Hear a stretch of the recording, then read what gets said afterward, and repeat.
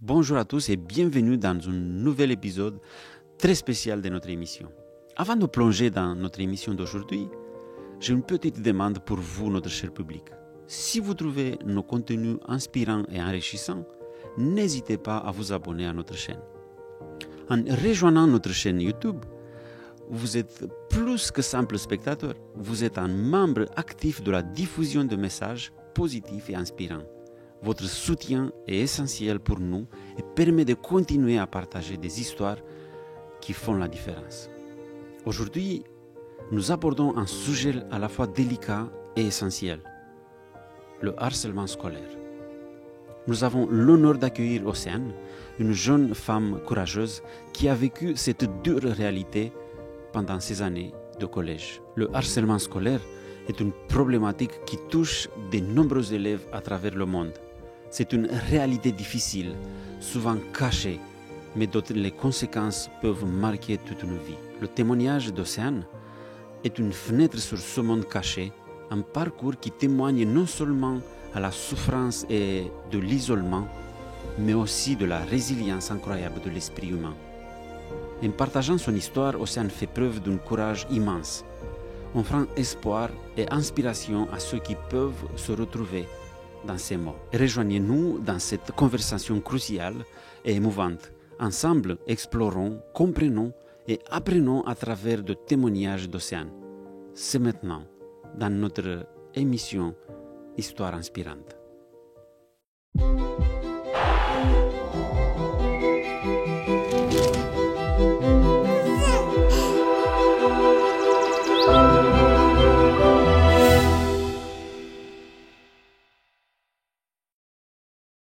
Océane, merci d'avoir accepté cette invitation de partager une partie de ton histoire. Merci à toi pour ton invitation. Du coup, avant peut-être de rentrer dans l'histoire, est-ce que tu peux nous dire quelques mots sur toi pour te présenter afin qu'on arrive à te connaître un peu plus? Oui, alors du coup, Océane, enchantée. Je viens de l'église de Marseille, voilà, Marseille-Longchamp. Dans la vie, je suis assistante de direction, donc en BTS GPME. Et voilà. Je l'ai déjà dit, mais je le redis, tu es courageuse. Parce que je crois qu'il faut beaucoup de courage pour parler peut-être d'une partie de ta vie qui n'est pas peut-être assez facile. Ce n'est pas parfois facile de parler quand on passe par des difficultés ou des difficultés que nous avons vécues. En fait, il s'agit d'une période de ta vie, l'école, le collège, où tu as subi de harcèlement scolaire. C'est ça. Du coup, c'était comment? Comment est-ce qu'on arrive à ça? Comment est-ce qu'on arrive à ça? Honnêtement, je n'en ai aucune idée. Ça a commencé à ma rentrée en 6e, ma première année de 6e. J'avais des amis, surtout quand on rentre au collège après être sorti du primaire, en CM2, on appréhende forcément. On a envie de se faire des amis, d'être apprécié de plus ou moins tout le monde. C'est un peu le schéma que j'ai suivi. Donc j'avais des amis, voilà, ça se passait très bien. Il n'y avait pas de... Quand on est jeune, en fait, on est très naïf, donc forcément, on ne se dit pas... on ne se méfie pas, en fait, des gens qui nous entourent. On est content, simplement, que les gens nous apprécient pour ce qu'on est. Sauf que... je me suis vite rendu compte que ils n'étaient pas forcément là pour ça, mais plutôt pour me causer du tort au final. Et ça a commencé par des petites réflexions en classe où on se moque, on rigole, on fait une petite blague sur Océane 1 fois, 2 fois, 3 fois. Au début, c'est rigolo parce qu'on est le centre de l'attention. On se dit c'est sympa, je fais rire tout le monde. En fin de compte, non, c'est pas ça, quoi. Du coup, pour toi, c'était pas quelque chose de très... Tu ne le voyais pas comme quelque chose de méchant. C'était juste, on a envie de rigoler. Bon, s'il rigole sur moi, mais au moins, comme tu disais, je suis un peu le centre d'attention. C'est ça. c'est ça. Et quand on se manquait de toi, on se manquait de toi, c'était par rapport à quoi? Alors au début, c'était par rapport à mes vêtements, ouais, mes habits. J'ai toujours eu un style un peu particulier, si je peux dire ça comme ça. Donc c'était mes chaussures ou je mettais pas forcément des habits de marque. Donc c'était des réflexions par rapport à ça. J'en ai pas le souvenir exactement des phrases qui étaient dites, mais oui, c'était principalement par rapport à mes vêtements. Donc voilà, je me sentais pas plus offensée que ça au départ, quoi. Mhm. C'est comme ça que ça a commencé et ça a continué combien de temps en fait? Alors là, ça a été sur plusieurs années jusqu'à ma fin de lycée. Mais la partie la plus intense, c'était quand même au collège. Parce que au début, c'était sur ma tenue vestimentaire, mais après, ça a été des réflexions sur ma couleur de peau. Des réflexions sur le fait que sur le sport que je faisais parce que je pratiquais l'athlétisme et il y avait principalement des garçons en fait dans mon club et il y avait des garçons de mon club justement d'athlétisme qui étaient dans mon établissement scolaire. Donc après il y avait des sous-entendus comme quoi j'avais fait ou dit certaines choses à certains garçons parce que du coup comme je m'entendais bien avec les garçons, ça gênait certaines filles et donc du coup certaines filles créaient des clans. Après quand on est petit, quand on le prend avec du recul, on se dit bon c'était inconscient de leur part, mais c'est vrai que quand ça poursuit sur le lycée, quand on rentre en seconde, première, terminale, et que c'est du coup même plus les habits, c'est la couleur de peau, c'est t'as pas ta place ici, c'est des réflexions vraiment méchantes. Il y en a une qui m'a particulièrement marquée, c'est j'étais dans un établissement juif parce que du coup malheureusement j'ai dû changer d'établissement après ça, et je pensais plus ou moins que je serais mieux accueillie que dans l'établissement précédent. Et en fin de compte, un jour, on était en sport, en fait, fin mai, début juin, donc il commençait à faire chaud.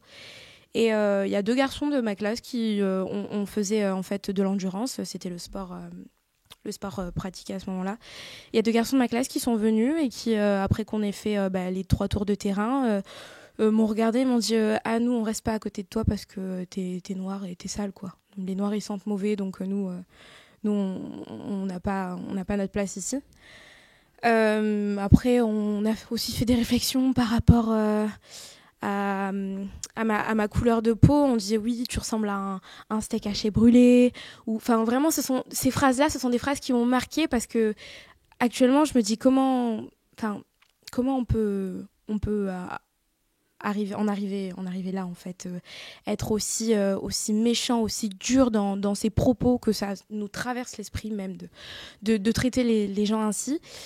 Et ça a eu un impact sur la suite de ma vie au final. Là, j'essaye, quand je dis j'essaye, parce que c'est ça que je peux faire, d'essayer de s'imaginer qu'est-ce que ça peut donner de quelqu'un, d'entendre cela, de vivre avec cela, parce qu'il ne s'agit pas d'une chose que j'ai entendue comme un écho quelque part, et après je continue avec ma vie, ça se reproduit. Et j'essaye juste de m'imaginer à quel point ça doit être difficile pour quelqu'un à n'importe quel âge, mais surtout à cet âge de l'adolescence, de passer par cela. Tu te sentais comment en fait? Je me suis sentie mal aimée, si on peut dire ça comme ça. Heureusement que j'ai toujours eu une famille, des parents en or qui m'ont soutenue du début à la fin.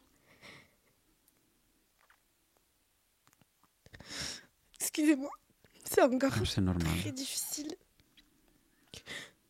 Ça va faire 4 ans que je suis sortie du lycée et c'est quand même derrière moi, mais une fois qu'il faut le verbaliser, c'est toujours difficile. Une fois qu'il faut en parler, c'est difficile et c'est... Oui, ça fait mal. Tu parlais de tes parents, ils étaient à côté de toi, ils étaient ton soutien, on va dire, non? Pour arriver à traverser par une période comme ça.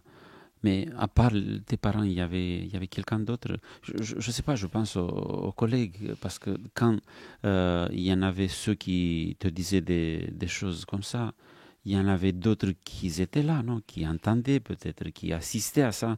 Est-ce qu'il n'y avait pas des collègues qui essayaient je sais pas, de soutenir peut-être devant tes collègues? Non, j'ai jamais eu de soutien de qui que ce soit. c'est, je pense que c'est ce qui a été le plus difficile parce que mes propres amis m'ont tourné le dos.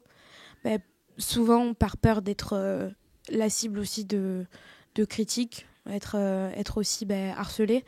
Donc forcément, soit ils s'éloignent, ils regardent en silence, soit ils se mettent dans le camp adverse, entre guillemets, et ils s'y mettent aussi, au final. Et ouais. En fait, même si s'ils n'arrivent pas à faire, à soumettre à l'harcèlement aussi les autres, mais j'ai fait une étude sur le harcèlement scolaire parce que j'ai fait une vidéo aussi sur ça. Et en fait, à tous ceux qui assistent à ça et qui ne font rien, on les appelle complices, parce qu'ils sont des complices. Et en fait, l'harceleur, il se base sur la complicité des autres. En fait, sur le silence des autres. Et parfois, les autres, ils n'interviennent pas parce qu'ils ont dit, bon, je veux pas mettre une cible sur mon dos parce que peut-être qu'ils vont tourner, ça va mal tourner pour eux, ou ils se disent, c'est pas à moi ça. Ou parfois, il y en a même ceux qui se disent, ah bon, allez, c'était quand même rigolo. C'est bien dommage d'avoir dû passer par cela sans avoir quelqu'un. Quand je dis quelqu'un, je me réfère là à l'école. Mais j'aimerais savoir, est-ce que tu es arrivé à parler, je ne sais pas, avec les autorités, avec l'école, avec l'administration? Non, c'est le harcèlement, c'est quelque chose qui existe depuis bien longtemps. Et quand ça a commencé, c'était pas médiatisé comme ça l'est aujourd'hui. Il n'y avait pas forcément de solutions proposées. Et c'est vrai que début de sixième, ça remonte quand même à 8 ans. Euh, Mes parents et moi-même, on essayait de le gérer comme on pouvait, mais sûrement que mes parents ont dû me proposer peut-être d'en parler ou d'aller porter plainte, mais dans mes souvenirs, j'ai fait aucun des deux, en fait. Ce qui est le plus triste, c'est que déjà pour une personne renfermée sur elle-même, en parler, c'est compliqué. Mais le harcèlement, il prend tellement de place, en fait, il a une forme tellement imposante que on dirait qu'il coupe un peu tout contact avec la réalité et puis le dialogue aussi, en fait, il le coupe. On n'arrive pas à en parler, on se renferme, on pleure, voilà, on n'a pas envie d'aller à l'école, on a peur d'aller à l'école, on fait confiance à personne si ce n'est qu'à nos parents. Et encore des fois, y en a certains qui ont des parents moins présents, donc c'est encore plus difficile à gérer. Et c'est ce qui mène des fois parfois certains à se suicider parce que pour eux, il n'y a aucune issue. Et Dieu merci, j'ai jamais pensé à de telles choses quand je vivais tout ça, mais c'est vrai que je pense aux autres, en fait, aux autres qui l'ont vécu, qui le vivent, ou qui pourraient le vivre dans un futur, et ce que je ne souhaite à personne. Mais c'est vrai que non, j'ai eu le soutien de mes professeurs, mais c'était plutôt on t'encourage à changer d'établissement, ce sera peut-être mieux pour toi. Et puis après, je me disais aussi, c'est un peu difficile quand c'est toute une classe ou un groupe de personnes harceleurs, en fait, de tous les faire partir. Donc, je pense que c'était aussi difficile pour les professeurs autant que pour la direction de prendre des décisions. Mais c'est vrai qu'ils n'ont pas été un soutien. Au final, c'était prends tes affaires et pars. Et peut-être que tu souffriras moins. Ça, c'est pas la solution. Ça, c'est pas une solution. C'est pas une solution. Et comme tu disais, les choses, il avance. Et aujourd'hui, il me semble que l'État français, il a pris une décision de ne plus faire partir la victime, Oui. sinon de faire en sorte que s'il y en a un harceleur ou il y en a plusieurs, que ce soit eux, en fait, qui changent d'établissement. Oui. Parce que en fait, quand on demande à la victime de partir, on est en train de punir quelqu'un qui est déjà puni, qui passe par une situation compliquée. Mais parfois, on se dit, bon, j'attends pas que l'administration intervienne. Je dis, je vais faire quelque chose et je vais changer ma fille d'établissement. C'est les parents qui peut-être qui pensent comme ça. Et on pense que c'est peut-être la solution, mais comme tu disais, ça c'est pas en fait arrêté. Une fois que tu as changé d'établissement avec d'autres personnes, ça se reproduit. C'est ça. Ça s'est reproduit et... Enfin, c'est... Ça m'a mis un double coup au moral parce que je pensais avoir trouvé la solution en fait en partant. Et en général, ce qui se passe quand on est harcelé, c'est que forcément, les parents, des fois, ils demandent à ce que l'enfant change d'établissement ou alors que justice soit rendue. Mais dans le cas où on change d'établissement, souvent ça nous suit. Moi, ça ne m'a pas suivi, mais c'est tout comme en fait. C'est sous la même forme et c'était de nouvelles personnes qui n'avaient aucun lien entre eux, mais qui, on dirait, s'étaient passé le mot et avaient décidé de me pourrir la vie en fait.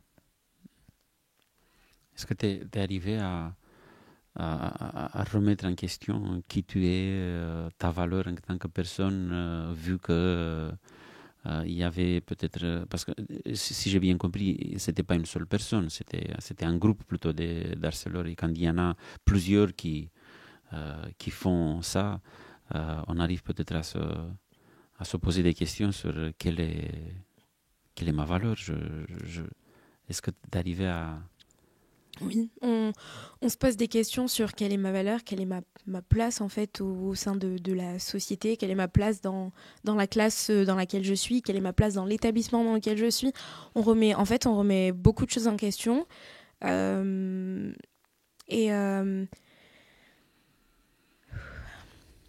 Oui, c'est à l'heure actuelle, ça fait partie du fait que j'ai un manque de confiance en moi. Ça a ça a eu un impact sur ma vie aujourd'hui et ça l'a encore. J'essaye de travailler dessus, mais oui, ça fait perdre ses repères, perdre confiance en soi. En fait, un des problèmes avec le harcèlement, c'est ça, c'est ce qu'on subit à ce moment-là, et c'est déjà compliqué et difficile, et les traces que ça peut laisser sur nous. Mais je reviens pour le fait que tu sois là et que tu sois prête à parler de ça. Tu es courageuse. Où est-ce que tu as trouvé ce courage? Le courage, en fait, j'ai pas réfléchi. Je pense qu'aujourd'hui, il faut pouvoir en parler, il faut pouvoir mettre des mots dessus, il faut pouvoir trouver des solutions radicales, en fait.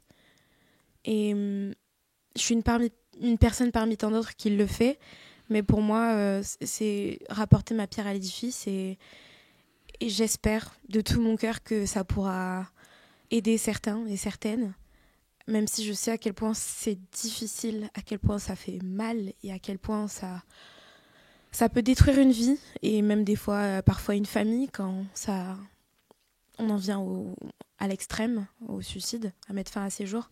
Mais je me suis dit, il faut que je le fasse en fait. J'ai pas réfléchi. On m'a proposé, j'ai dit, bon ok, je me lance. Il y a une chose que j'ai compris de ce que tu as partagé avec nous, c'est le fait que en fait, le harcèlement, il s'arrête pas parce qu'on a trouvé une solution à ça. Par rapport à toi, je veux dire, à ton expérience, sinon parce que l'école c'est fini, voilà, tu as fini ton lycée et du coup il n'y a plus d'harcèlement parce que je suis plus dans l'école. C'est une solution, c'est pas la solution. Et comme tu disais, peut-être qu'il faut qu'on fasse un peu plus que ça. de ne pas juste laisser passer. Et là, je parle un petit peu par rapport à ceux qui ont ce pouvoir de décision, les professeurs, parce que j'ai entendu parfois qu'une des excuses est je ne savais pas. Mm. Si je suis professeur dans une école, je suis censé de savoir ce que se passe. Et quand je sais ce que se passe, le fait juste de dire il faut peut-être partir ailleurs, c'est pas la solution. Ouais. Et je le redis, c'est bien dommage que en fait le harcèlement il s'arrête juste quand on quitte l'école.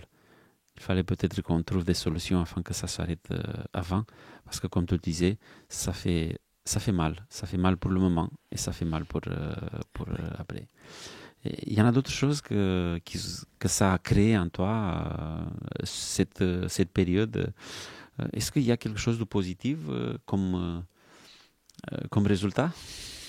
Alors aujourd'hui, quand je vois que je trouve le courage à en parler, déjà oui, je pense que... Mais ce qui est triste, c'est qu'il ait fallu quand même du temps avant que j'arrive à mettre des mots dessus. En revanche, pour le moment, plus du négatif que du positif, parce que j'ai encore... j'ai repris les études, j'étais à la fac. Après, j'ai arrêté la faculté parce que j'ai eu des soucis. Du coup, j'ai repris un BTS. Et c'est vrai que le fait de me retrouver en classe, le fait de me retrouver avec de nouvelles personnes, de nouveaux amis, c'est stressant pour moi parce que j'ai toujours peur en fait de revivre, que un jour les choses virent au drame et qu'on se remette à me faire subir ce que j'ai déjà pu subir auparavant. Et donc c'est difficile, j'ai 3 jours en entreprise et 2 jours à l'école. C'est vrai que ces 2 jours à l'école, à chaque fois qu'ils arrivent, je les redoute. Le jeudi et le vendredi, je suis stressée. Pour l'instant, Dieu merci, pour le moment ça se passe bien. Mais j'ai toujours cette boule au ventre de me dire comment elle va se passer cette journée, comment les gens vont me traiter, est-ce qu'on va m'apprécier, est-ce qu'on va me détester, est-ce qu'on va me critiquer, est-ce qu'on va m'aimer. Donc pour le moment, c'est encore ancré en moi. C'est difficile de vivre avec cette peur que ça peut se reproduire.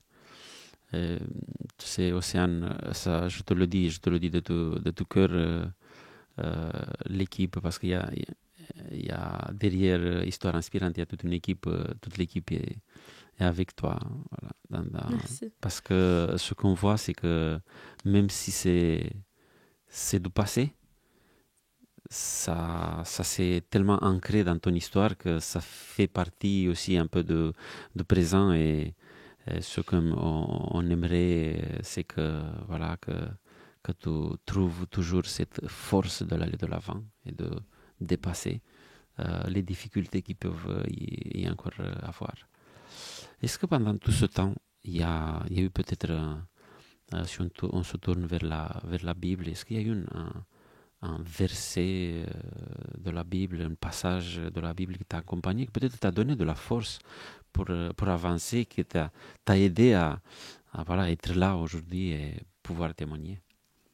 Oui, avec ma mère, dans ces moments-là, on priait beaucoup et on lisait les psaumes, parce que j'aime beaucoup les psaumes. Et le psaume 71, c'est un psaume qui a su me redonner de la force et du courage. Et c'est un psaume que je récitais souvent quand j'étais en classe, par exemple.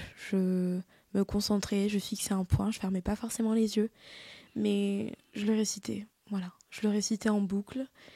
Et ça avait une sorte d'apaisement, même si c'était de courte durée, mais ça me faisait beaucoup de bien. Ouais, vraiment. Est-ce que tu peux le réciter ou peut-être quelques versets, nous donner quelques versets à nous et à nos auditeurs? Oui, alors, c'est éternel, en toi je me réfugie, que jamais je ne sois dans la honte. Dans ta justice, délivre-moi et libère-moi. Tends vers moi ton oreille, sois pour moi un rocher qui me serve d'asile. Tu m'as ordonné de venir sans cesse pour que je sois sauvée. Car tu es mon roc et ma forteresse. Ô mon Dieu, fais-moi échapper à la main du méchant, à la main de l'homme injuste. Car c'est toi mon espérance, Seigneur. Ma confiance est en toi. Dès ma jeunesse, dès le ventre de ma mère, je m'appuie sur toi. C'est toi qui m'es fait sortir du sein maternel. Tu es sans cesse l'objet de mes louanges. Merci. Et là, je comprends pourquoi ce psaume il était vraiment important pour toi, parce que c'est un psaume qui parle d'un refuge qu'on peut trouver en Dieu, un refuge. Et c'est là peut-être où tu as trouvé ton refuge aussi. J'aimerais peut-être te demander une dernière chose. Est-ce que, peut-être pour des personnes qui passent, parce que malheureusement, le harcèlement, il ne s'est pas arrêté avec ton histoire. Peut-être qu'il y a des personnes, il y a des jeunes, des adolescents qui passent par des situations comme ça. Est-ce que tu auras un mot pour eux? Ce que je leur conseillerais de faire et que je n'ai pas fait, même si je sais que c'est difficile, c'est de mettre des mots sur ce qui leur arrive. C'est de se réfugier auprès de la personne la plus... celle qui leur inspire le plus confiance et qui savent qui sera sans jugement, pardon. Lui en parler, que ce soit leur mère, leur père, leur meilleur ami, mais il faut mettre des mots dessus en fait. Il faut pouvoir le verbaliser, d'une part pour se soulager en quelque part de quelque chose, mais surtout pour que les gens qui sont autour puissent être au courant et prévenir en fait, sensibiliser ou prendre des décisions au niveau de la justice pour que justice soit faite en fait, tout simplement. Afin que la personne, la personne qui souffre, la victime, qu'elle soit protégée, qu'elle soit aidée. Parce que ce n'est pas, comme je reviens, ce n'est pas juste ce que se passe là, c'est les traces que ça peut laisser sur la personne. Du coup, ton message, c'est parler. Ne vous enfermez pas. Parlez de ça. Parlez à quelqu'un de confiance. Parlez. Mettez des mots. Et après, les autres, ils vont peut-être intervenir d'une manière afin que vous soyez protégés. C'est ça. Merci Océane. Merci à toi. Et tu sais, nous avons créé ce qu'on appelle un mur des histoires, là où on laisse un petit mot et ça marque notre passage, ton passage par cette émission Histoire inspirante. Ça te dira d'écrire un mot sur le mur? Oui, bien sûr, avec plaisir. Allons-y.